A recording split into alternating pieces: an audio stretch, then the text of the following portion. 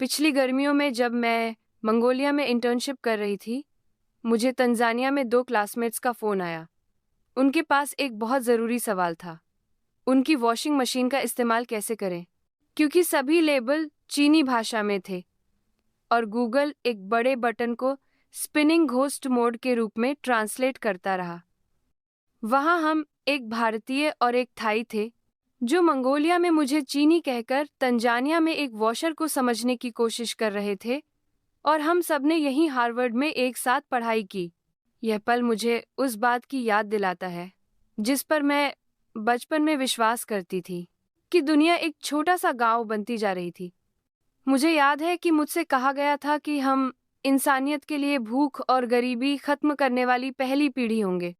Harvard में मेरा programme international development है। यह ठीक इसी खूबसूरत सोच पर बनाया गया था कि इंसानियत एक साथ उठती और गिरती है।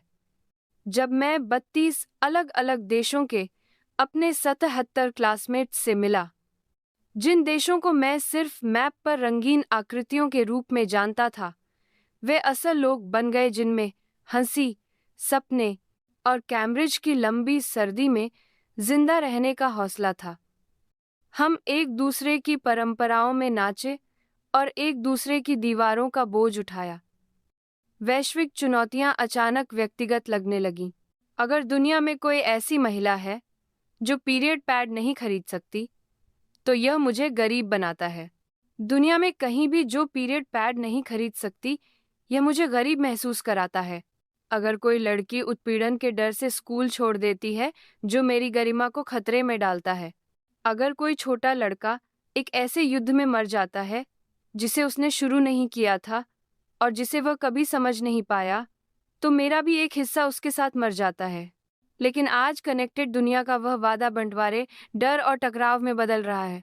हमें अब उन लोगों पर यकीन होने लगा है जो सोचते हैं कि जो लोग अलग तरह से सोचते हैं, अलग तरह से वोट देते हैं या अलग तरह से प्रार्थना करते हैं, चाहे वे समुद्र पार हों या हमारे ठीक बगल में बैठे हों, वे सिर्फ गलत नहीं हैं।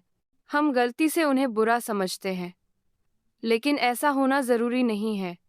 हार्वर्ड से मैंने जो सबसे ज्यादा सीखा है, वह सिर्फ कैलकुलस या रिग्रेशन एनालिसिस नहीं है, बल्कि यह है कि असहजता के साथ बैठना, गहरी बात सुनना और मुश्किल समय में भी नरम बने रहना।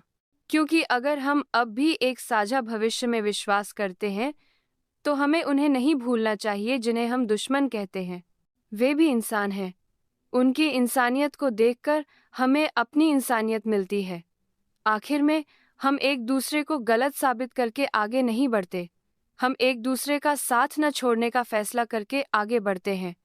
तो क्लास ऑफ 2025, जब दुनिया घूमते हुए भूत मोड़ में फंसी हुई लगे, तो बस याद रखना कि जब हम इस कैंपस से निकलते हैं, तो हम अपने साथ उन सभी को ले जाते हैं जिनसे हम मिले हैं, चाहे वे अमीर हों या गरीब, शहरों के हों या गांवों के, आस्था वाले हों या शक करने वाले।